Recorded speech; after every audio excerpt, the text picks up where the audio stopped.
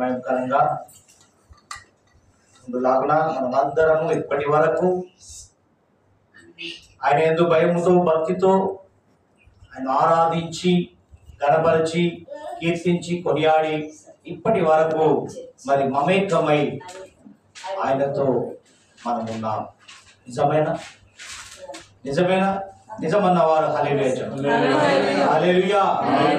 దేవునికి మహిమ కలుగును గాక. మరి ఒక అద్భుతమైన మాట భక్తుడు తెలియపరుస్తున్నాడు. చిన్న మాట ఇది, కానీ బహు ఘనముగా బహు అర్థవంతముగా వినపడుచున్న మాట. యాకోబు గారు రాస్తారు చక్కని మాట. యాకోబు రాసిన పత్రిక 4వ అధ్యాయము 10వ వచనాన్ని ఒక్కసారి చూసుకుందాం. ప్రభు దృష్టికి మిమ్మల్ని మీరు తగ్గించుకొనుడి, అప్పుడు ఆయన మిమ్మల్ని హెచ్చించును. తన అనుభవ రుచిలో యాకోబు గారు రాస్తున్న మాటను చూస్తే ప్రభు దృష్టికి, లోక దృష్టిగా ఇక్కడ మాట్లాడుతున్న మాట ఏంటో తెలుసా? ప్రభువు దృష్టికి మిమ్మును మీరు తగ్గించుకొనుడి, అప్పుడు ఆయన మిమ్మును హెచ్చించును. ఆయన దృష్టికి మనం ఎలా ఉండాలి? తగ్గించుకునే వారిగా. లోకానుసారమైన జీవితంలో జీవిస్తున్నాం. నీవు నేను మనం లోకంలో జీవిస్తున్నాము కాబట్టి లోకనాథులకు తగ్గించుకొని ఉన్నామంటున్నాడా? ఎవరికి ఉన్నామంటున్నాడు? నేను సృష్టించిన సృష్టికర్తకు మాత్రమే తగ్గించుకొని ఉన్నప్పుడే హెచ్చిస్తానంటున్నాడు.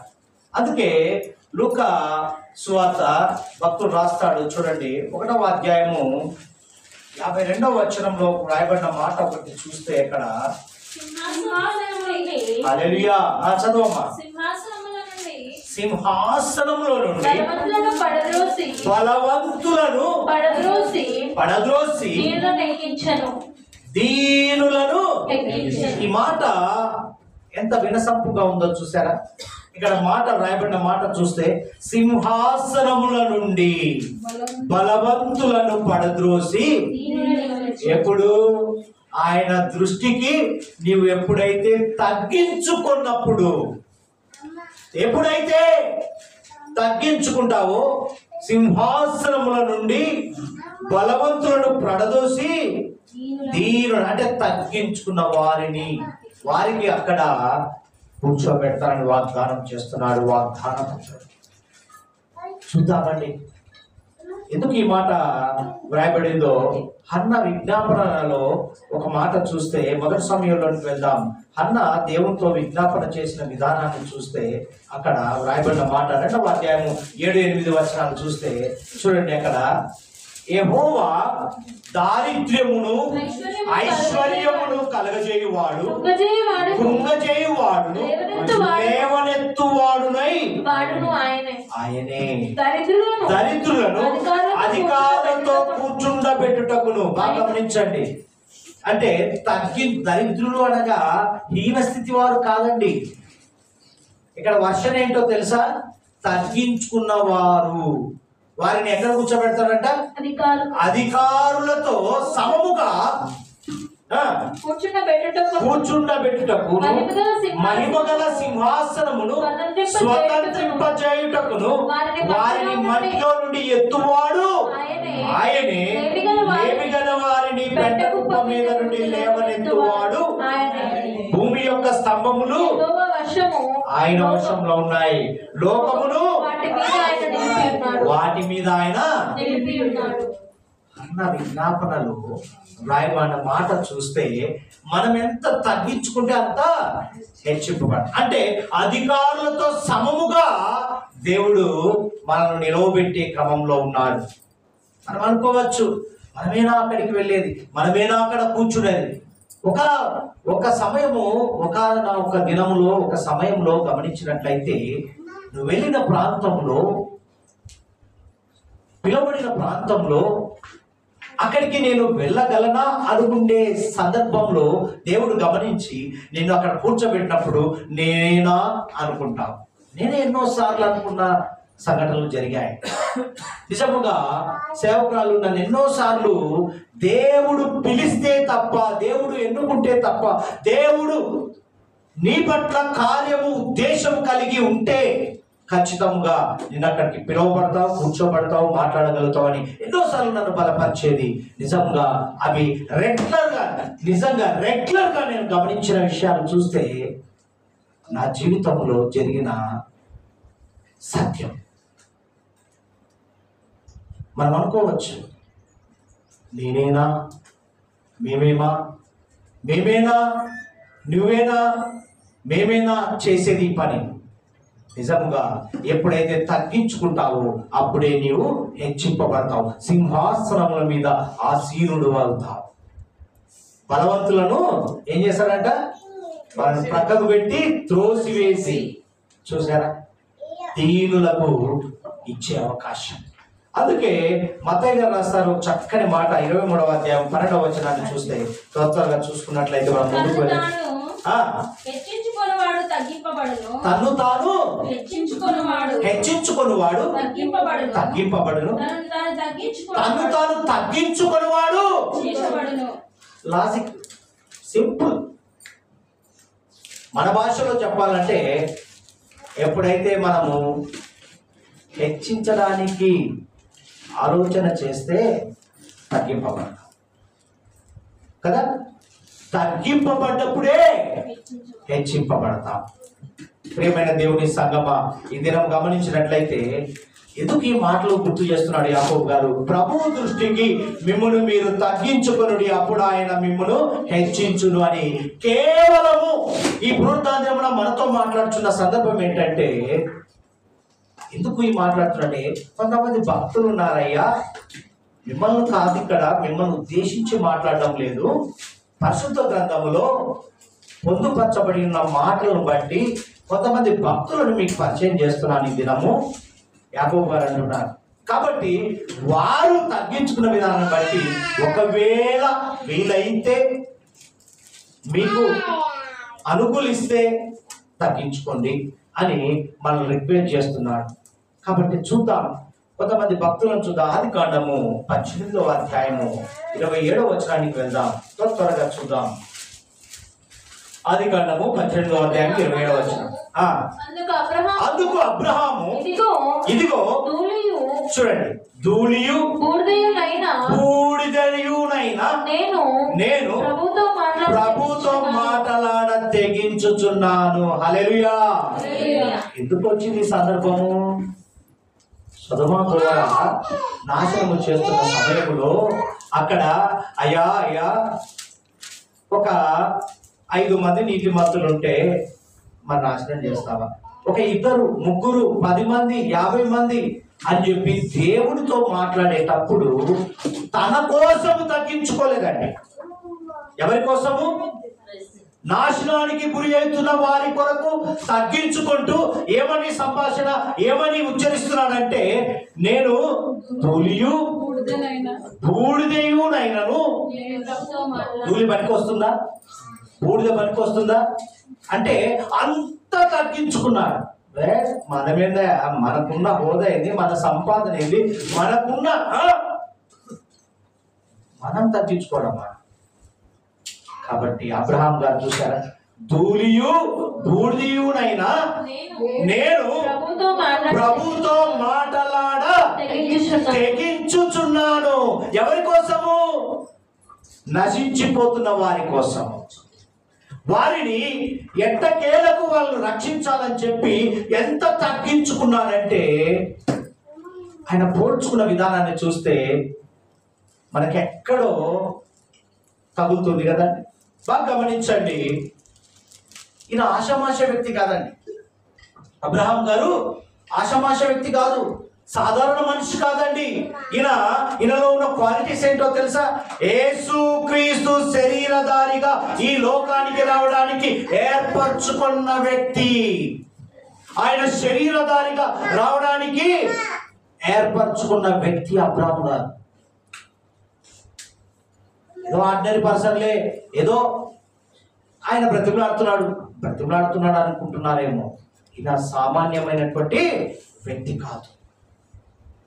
ఇంకా దేవుని స్నేహితుడని పిలువబడ్డ వ్యక్తి,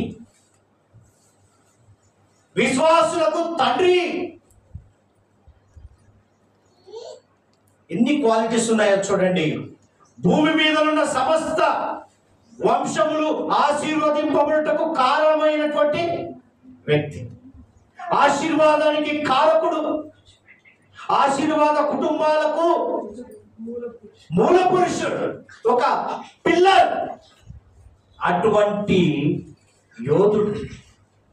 మరి ఆయన తగ్గించుకొని, అయ్యా ప్రజల కొరకు, తన అవసరం కొరక, తన అవసరం నిమిత్తమా, ప్రజల నిమిత్తము అక్కడ నశించిపోతున్నారు వాళ్ళు. అయ్యా ఓ 10 మంది 5 మంది.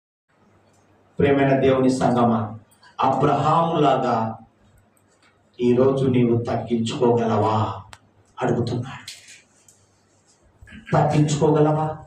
యాకోబు గుర్తు చేస్తున్న మాటను చూస్తే అబ్రహాము చూడండి ఎంత తగ్గించుకున్నాడో.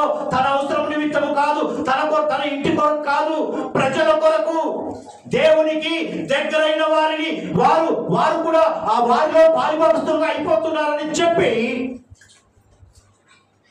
తన వ్యక్తిత్వాన్ని పక్కకు పెట్టి బ్రతిమలాడడం మొదలు పెట్టాడు. రెండో వ్యక్తిని చూద్దామండి. నిర్గమకాండంలోనికి వెళ్దాం. తగ్గించుకున్న వారి జాబితాలో చూద్దాం. నిర్గమకాండం 3వ అధ్యాయం 11వ వచనాన్ని చూద్దాం. నిర్గమకాండము 3వ అధ్యాయం 11వ వచనం. అందుకు మోషే, నేను ఫరో యొద్దకు వెళ్ళుటకును ఇశ్రాయేలును ఐగుప్తులో నుండి తోడుకొని పోవుటకును ఎంతటి వాడనని దేవునితోననగా. హల్లెలూయా. చూసారా? అయ్యా నేనంతటి వాడను. ఏదైనా పని చెప్తే నేనా, వామ్మో నా వల్ల కాదు, నేనెంతటి వాడను. మోషే గారు అంటున్నారు, దేవుడు ఎన్నుకొని పిలిచిన పిలుపుకు తగినట్టుగా జీవించాలి అని చెప్పి ఉండాలి. మోషేని ఎన్నుకున్నట్టుగా నన్ను మనల్ని కూడా ఎన్నుకున్నాడండి. అయితే మోషే అంటున్నాడు, మనుషులం కదా, సాధారణంగా అంటాం, ఏదైనా పని చెప్పు, నేనా, అయ్యో నాతోనా, నా వల్ల అవుతుందా? నీ వల్లనే అవుతుంది. అందుకే దేవుడు నిన్ను ఎన్నుకున్నాడు. మోషే నీతోనే అవుతుందని. తదుపరి ఇంటికి వెళ్ళినాక చదవండి, ఎంత గొప్ప మర్మం ఇక్కడ దాగి ఉందో చూస్తే. ఇక్కడ చూసారా, నిన్ను ఫరో యొద్దకు పంపెదను, ఇశ్రాయేలైన నా ప్రజలను నీవు ఐగుప్తుల నుండి తోడుకొని పోవలెను. హల్లెలూయా. అందుకు మోషే, నేను ఫరో యొద్దకు వెళ్ళుటకును ఇశ్రాయేలును ఐగుప్తు నుండి తోడుకొని పోటకు ఎంతటి వాడు. ఒక నాయకుడిగా, కమాండింగ్ చేసే వ్యక్తిగా దేవుడు ఎన్నుకున్నాడు.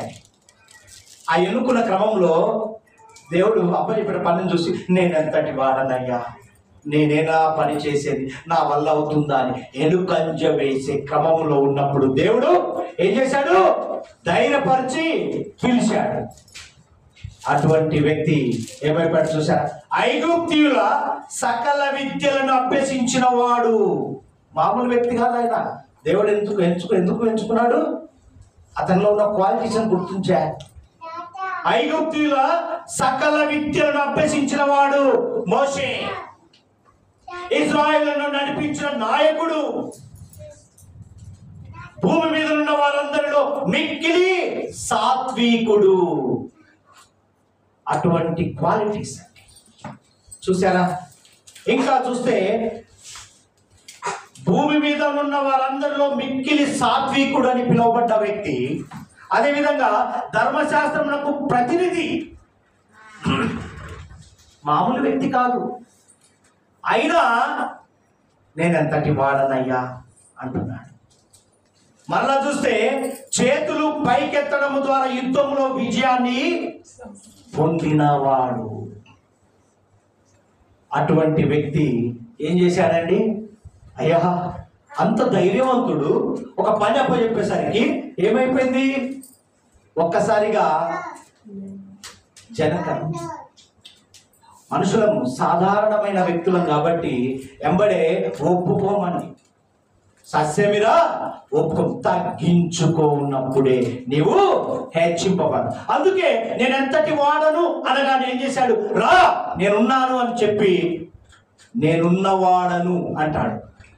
ఆ తదుపరి కింద చదువుకుంటూ వెళ్తే ఎంత గొప్ప అది మధురంగా ఉంటుందంటే ఈ అధ్యాయము నిజంగా మోషేను ఎన్నుకున్న విధానం చూసారా.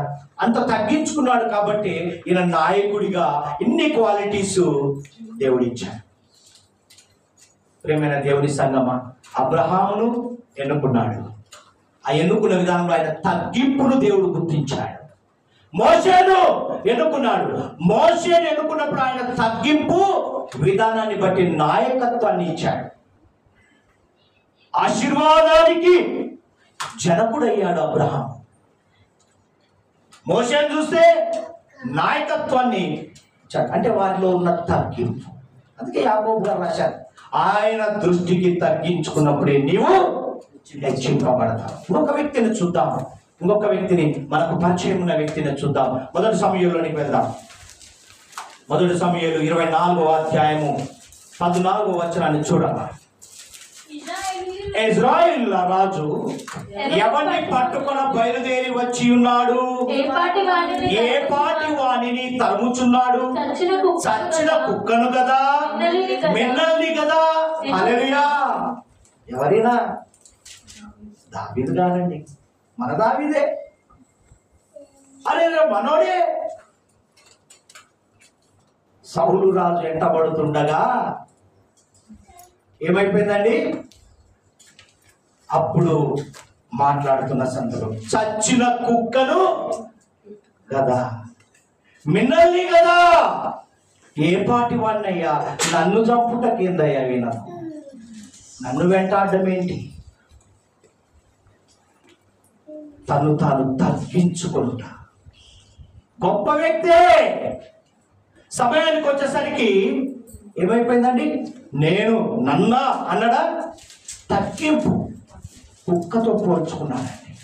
ప్రియమైన దేవుని సంగమా, దావీదు గారు చూడండి, నూతన నిబంధన ప్రకారము దావీదు గారి లక్షణం ఏంటో తెలుసా, యేసు క్రీస్తు వంశానికి మూల పురుషుడు, అశమశ వ్యక్తి కాదు. అదేవిధంగా దేవుని హృదయానుసారుడు, దేవుని. అదేవిధంగా చూస్తే గొప్ప సంగీత విద్వాంసుడు. ఎన్ని క్వాలిటీస్ ఉన్నాయి. ఇవన్నీ ఉంటే బ్యాడ్జ్, కిరీటాలు పెడతామా, ఒక స్టెప్ బై స్టెప్ బిరుదులు, అవార్డ్స్ మనం కదా ఆఫీస్లో పెట్టాం. ప్రియమైన దేవుని సంగమా, దేవుని పక్షంగా యుద్ధాలు చేయడానికి ప్రత్యేకపరచబడిన వాడు. అదేవిధంగా చూస్తే ఇశ్రాయేలు సమిష్టి రాజ్యానికి 2వ రాజున, మామూలు వ్యక్తి కాదండి. అటువంటి వ్యక్తి ఏం చేశాడు, కుక్కతో పోల్చుకున్నాడు. ప్రియమైన దేవుని సంగమా, ఈ దినం ఎంత తగ్గింపు ఉంటే అంత నీవు హెచ్చింపబడతావు. ఇంకొక వ్యక్తిని చూద్దాం. అపోస్తల కార్యము 20వ అధ్యాయము 19వ వచనాన్ని చూడండి. 20వ అధ్యాయము 19వ వచనాన్ని.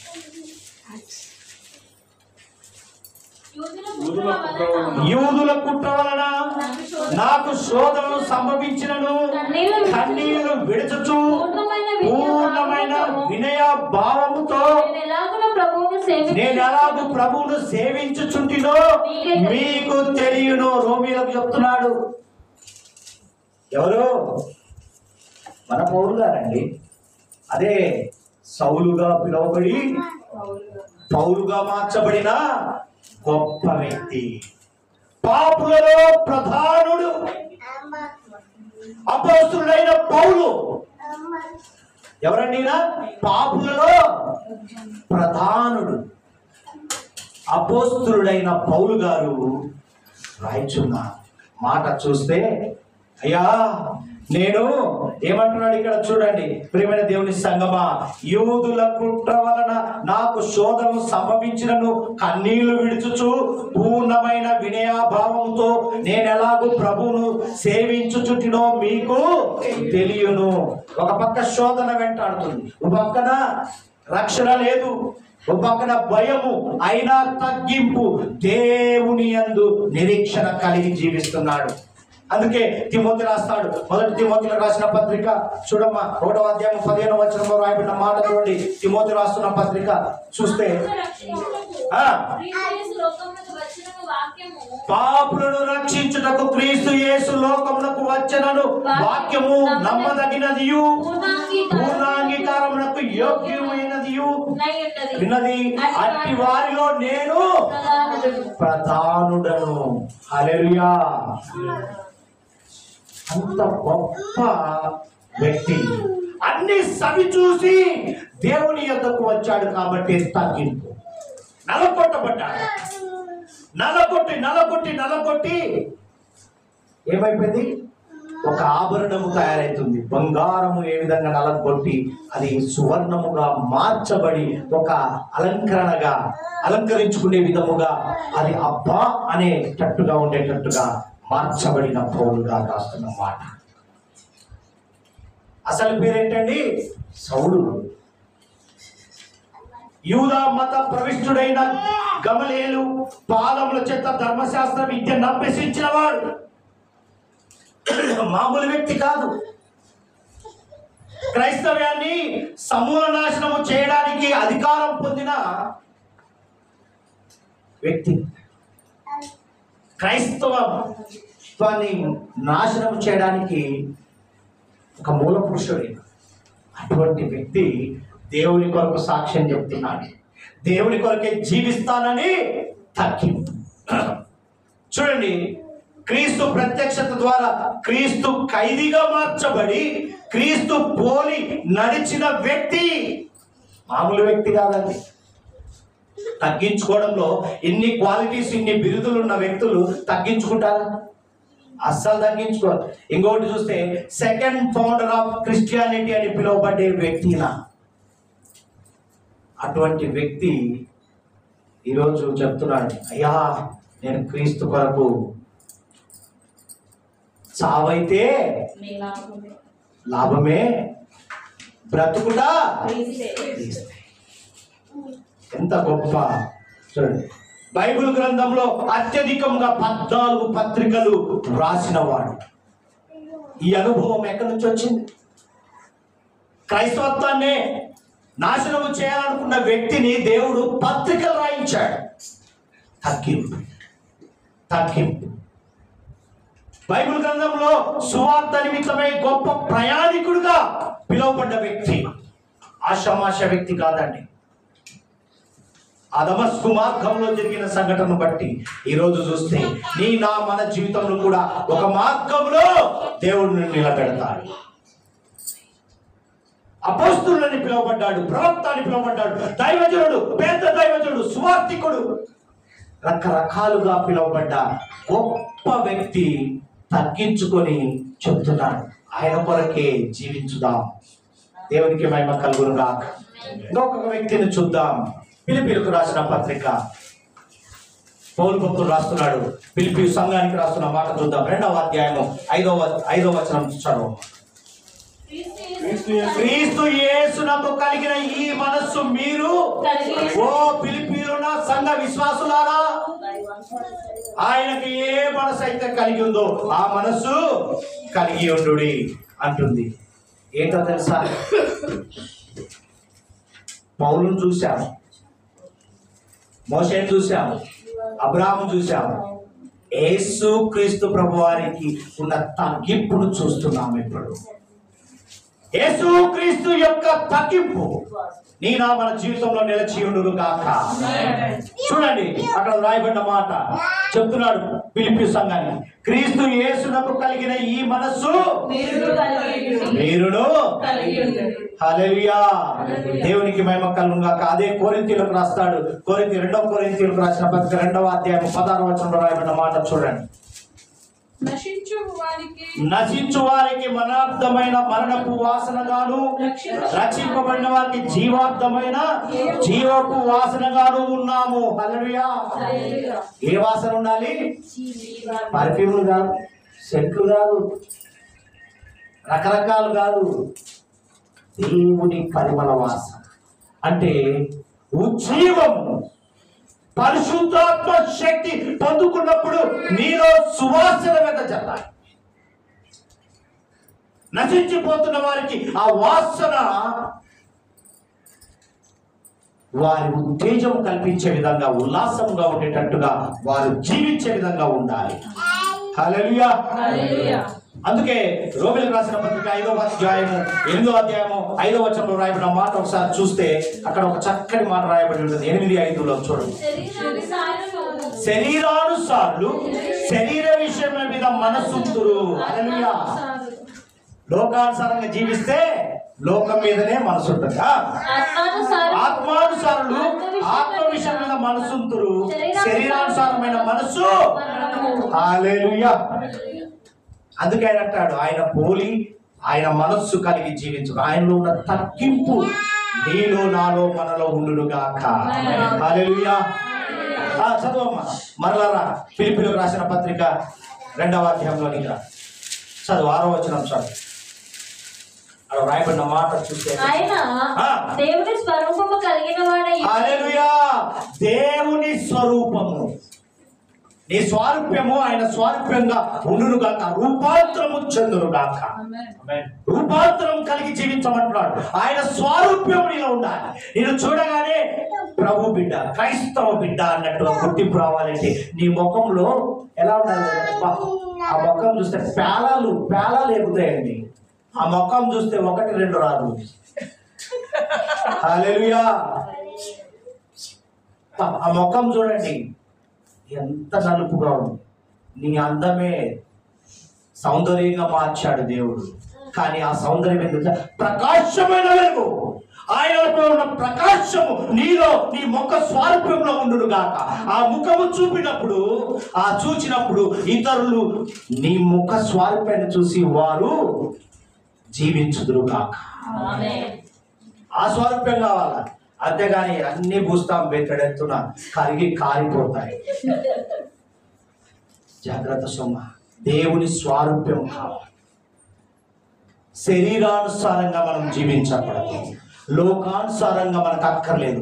దేవుని స్వారూప్యము పోలే. అందుకే రాస్తాడు, హెబ్రీ సంఘంతో మాట్లాడతాడు. 10వ అధ్యాయం 12వ వచనం చూడమ్మా. ఈయనైతే పాపముల నిమిత్తమై సదాకాలం నిలుచు ఒక్కొక్క బలి నేర్పించి అప్పటి నుండి తన శత్రువుల తన పాదములకు పాదపీఠంగా చేయబడి వరకు కనిపెట్టుచు దేవుని కుడిపార్శ్వమున ఆసీనుడాయను. హల్లెలూయా. అటువంటి స్వరూపం కావాలి ప్రేమైన దేవుని సంఘం. ఫిలిప్పీయులకు రాసిన పత్రిక 2వ అధ్యాయం 7వ వచనం చదువు. మనుషుల పోలికగా పుట్టి దాసుని స్వరూపము దాల్చి ధరించుకొని తను తానే రేక్తునిగా ఏమీ లేనివాడుగా సమకూర్చాడా? కుదుర్చుకున్నాడా? హల్లెలూయా. ఏమీ లేనివాడుగా ఆయన పోలిక. ఆయనలో తగ్గింపు ఎలా ఉందండి? తగ్గింపు ఎలా ఉంది? తండ్రి స్వరూప్యం కలిగి తగ్గించుకొని ఏమీ లేని వాడుగా. మనమైతే కొంచెం అంటే నాకు అది ఇది గొప్పలు చెప్పుకుంటాం. ఏమీ లేని వాడుగా ఉన్నాడు కాబట్టి రిక్తునిగా చేసుకున్నాడు. ఎవరి కొరకు? నీ నా మన కొరకే. ప్రియమైన దేవుని సంగమా. అందుకే కొరింథీయులకు రాసిన పత్రిక 2వ కొరింథీయులకు రాసిన పత్రిక 8వ అధ్యాయం 9వ వచనం చూడమ్మా. ఒక మాట అక్కడ, మీరు మన ప్రభు అయిన యేసుక్రీస్తు కృపను ఎరుగుదురు కదా. ఓ కొరింథీలో ఉన్న సంఘ విశ్వాసులారా, మీరు మన ప్రభు అయిన యేసుక్రీస్తు కృపను ఎరుగుదురు కదా. ఆయన ధనవంతుడై ఉండి మీరు తన దారిద్ర్యం వలన ధనవంతులు కావాలని మీ నిమిత్తము ఏమీ లేని వాడు అనుకుంటున్నారు. అనుకుంటున్నావేమో. ఆయన గొప్ప ఐశ్వర్యవంతుడండి.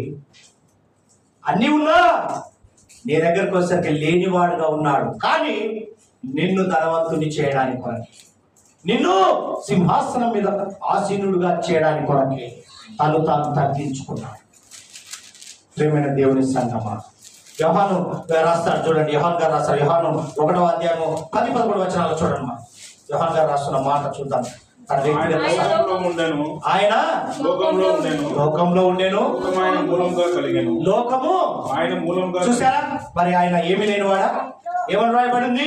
ఆయన లోకంలో ఉండేను, లోకం ఆయన మూలంగా కలిగాను, కానీ లోకం ఆయనను. హల్లెలూయా. తెలుసుకుందా? ఏం చేశారు? సిలువ వేశారు. ఈరోజు దేవుని బిడ్డగా నీవు నిలబడాలి అంటే ముందుగా నిన్ను ఎరిగేవారిగా ఉండాలి. అంటే నీలో ఆయన క్వాలిటీస్ కనపడాలి. అప్పుడే, ఎప్పుడైతే నీలో తగ్గింపు వస్తుందో నీవు దేవుని బిడ్డగా గుర్తింపు పొందుతావు. తగ్గింపు లేదనుకోండి, నువ్వెంత ప్రార్థన చేసినా, ఎన్ని సాయం చేసినా, ఎన్ని ఇచ్చినా వ్యర్థమే. దేవునికి మహిమ కలుగును గాక. ప్రియమైన దేవుని సంగమా, అందుకే యెషయా భక్తుడు రాస్తాడు. 53వ అధ్యాయం 3వ వచనంలో రాస్తాడు. యెషయా ప్రవక్త రాయబడిన మాట చూస్తే అక్కడ చూడండి. అతడు తృణీకరింపబడిన వాడును, ఆయను మనుషుల వలన విసర్జింపబడిన వాడును, వ్యసనాక్రాంతుడుగాను, వ్యాధిని అనుభవించుడుగాను, మనుషులు చూడగలని వాడుగాను. అతడు తృణీకరింపబడిన వాడు గనుక మనం అతనిని ఎన్నిక చేయకపోతిమి. హల్లెలూయా. ఆ కింది వచనం వచ్చేసరికి నిశ్చయముగా అతడు మన రోగములను భరించెను, మన వ్యసనములు వహించెను, అయినను మొత్తబడిన వాడిగాను, దేవుని వలన బాధింపబడిన వాడిగాను, శ్రమ నొందిన వాడిగాను మనం అతన్ని ఎంచితిమి. అన్ని మనమే క్రియేట్ చేశాం. దేవునికి మహిమ కలుగును గాక. మనలోనే ఉందండి, మనలోనే ఉంది. ప్రియమైన దేవుని సంగమా, 8వ వచనం చదువు. ఫిలిప్పీయులకు రాసిన పత్రిక 2వ అధ్యాయము 8వ వచనం చదువు త్వరగా. మరియు ఆయన ఆకారమందు మనుషుడిగా కనబడి మరణము పొందునంతగా అనగా శిలువ మరణము పొందునంతగా విధేయత చూపిన వాడై తన్ను తాను ఎంత తగ్గింపు తెలుసా? నీ నా మన కొరకు మరణము కాదట, శిలువ మరణము పొందునంతగా విధేయుడయ్యాడు. హల్లెలూయా. ఆయనలో ఎంత విధేయత ఉందో చూసా. మరణం కాదు, శిలువ మరణం. శిలువ మరణం ఒప్పుకుంటారు ఎవరైనా? మరణించడము, చంపించుకోవడం ఒక భాగ్యం అయితే, శిలువ వేసి మరణించడం అనేది ఎంత భాగ్యమో తెలుసా? ఎంత నీ నా మన కొరకు తగ్గించుకున్నాడు. విధేయత, ఆ విధేయత, అట్టి విధేయత మనలో ఉండును గాక. ఎదురు చూస్తున్నాడండి. నాలో ఉన్న క్వాలిటీస్ మీలో ఉండాలి అని దేవుని ఉద్దేశం. ప్రియమైన దేవుని సంగమా, చూసారా? దేవుని స్వారూప్యము కలిగిన వాడై ఉండి దేవునితో సమానముగా విడిచిపెట్టకూడని భాగ్యమని ఎంచుకోలేదు ఆయన. ఆయన తలుచుకుంటే అసలు మరణము ఆయనకు అక్కర్లేదు. కానీ ఆ ఎక్స్పీరియన్స్, ఆ అనుభవం నీకు తెలపాలని చెప్పి ఆయన మరణం పొందాడు. మనుషుల పోలికగా పుట్టి, చూసారా, దాసుని స్వరూపము ధరించుకొని తను తానే రిక్తునిగా చేసుకొని శిలువ మరణము పొందినంతగా విధేయత చూపిన వాడైనటువంటి యేసు క్రీస్తు ప్రభువును మనం కలిగి ఉన్నాం. హల్లెలూయా. అటువంటి దేవాతి దేవుని వదిలిపెట్టి ఈ దినము లోకానుసారంగా జీవిస్తున్నామే, శరీరానుసారంగా జీవిస్తున్నామే, ఆత్మీయానుసారమైన జీవితం ఆయన ఎదురు చూస్తున్నాడు. అట్టి ఆత్మీయత నీలో నింపి ఉండును కాక. తను తాను తగ్గించుకొనెను. హల్లెలూయా. చూసారా, దేవుడైన వాడే దాసునిగా మారడంటే ఎంత తగ్గింపు. ఇంతకు మించిన మాదిరి మనకు ఎవరున్నారండి? ఉన్నారు ఎవరన్నా ఈ లోకంలో? ఉన్నారు అంటే అది అపవాది ఒక్కడే. నేనే ఉన్నవాడను కన్నవాడను. హల్లెలూయా. దేవునికి మహిమ కలుగును. అందుకే మనం ఏం చేస్తున్నాం? ఆరాధిస్తున్నాం. ఆరాధనకు అర్థము తెలుసుకున్నాం, గణపరుస్తున్నాం, కీర్తిస్తున్నాం, కొనియాడుచున్నాం. ఈరోజు ఇంత సమయము ఆయన సన్నిధానంలో కూర్చొని ఆరాధిస్తున్నామంటే ఇందుకొరకే ఆయన తగ్గింపు నీలో నిలచియుండును గాక. ఇంతటి గొప్ప వ్యక్తులు ఇంతగా మరి తగ్గించుకున్నారు కాబట్టి అంతటి గొప్పవారయ్యారు కదా. ఎంత గొప్ప వ్యక్తులు కదా. ఒక్కొక్కరు తక్కువ, అందరూ క్వాలిటీస్ కలిగిన వ్యక్తులే. కాబట్టి ఈరోజు గమనించు ప్రియమైన దేవుని సంగమా, మన జీవితాలు ఎట్లున్నాయో ఒక్కసారి గమనిద్దాం. మనలో తగ్గింపు ఉందా, హెచ్చింపు? ఒక యుగం ఉంటుంది మన జీవితాల్లో. ఆ యుగం తొలగించుకున్నప్పుడే, అది ఇప్పుడు పుట్టింది, అది ఇంత ముందు లేదు కదా. జాగ్రత్త సుమ. దేవుడు ఈ ఆరాధనలో మాట్లాడుతున్నాడు, ఈ పునరుద్ధానంలో మాట్లాడుతున్నాడు. నిన్ను నీవు హెచ్చించుకోవడానికి కానీ, నిన్ను బట్టి నీవు అతిశయించడానికి కానీ నీకంటూ ఈ లోకంలో ఏమీ లేదు. అదేందయ్యా, నాకు ఉన్నాయే, ఆస్తులు ఉన్నాయి, పాస్తులు ఉన్నాయి, ఉద్యోగం ఉంది, కార్లు ఉన్నాయి, బంగ్లాలు ఉన్నాయి, అవన్నీ వ్యర్థం. చూశాం కదా ప్రీవియస్ దినాల్లో, కరోనా సమయంలో అన్నీ బంగారంతోనే సమాధి చేశారు. కోట్లు కోట్లు కోట్లు కోట్లు. ఏమున్నాయా ఏమి లేవో తెలియదు. తల్లి జాడ పిల్లలు తెలియదు, పిల్ల జాడ. హల్లెలూయా. కాబట్టి ఈ దినం గమనించు, నిన్ను నీవు హెచ్చించుకోవడానికి కానీ, నిన్ను బట్టి నీవు అతిశయించడానికి కానీ నీకంటూ ఈ లోకంలో ఏమీ లేదు. ఏదైనా ఉందంటే ఏంటిదండి? ఏదైనా ఉన్నదంటే అది ప్రభువు నీకు ఇచ్చినదే, ఆయన నీకు ఇచ్చినదే. అంతకు మించి నీ అతిశయం, నా అతిశయం నీవేనయ్యా అంటాడు దావీదు మహారాజు. అలా చెప్పినప్పుడే నువ్వు హెచ్చింపబడతావు. లేదయ్యా, అదేంటయ్యా, భూమి విస్తరించి నిండించి వర్ధిలింపజేయమన్నావు, మరి ఆశీర్వదించమన్నావు, వర్ధిల్లండి అన్నావు, మరి మేము నువ్వు చెప్పిన దాన్ని బట్టి మేము విస్తరించామనుకుంటున్నావేమో. ఆయన లేనిది నీవు లేదు. హల్లెలూయా. దేవునికి మహిమ కలుగునుగా. నిన్ను నీవు తగ్గించుకొని ప్రభువును హెచ్చించి, అది నీ జీవితానికే ధన్యకరం.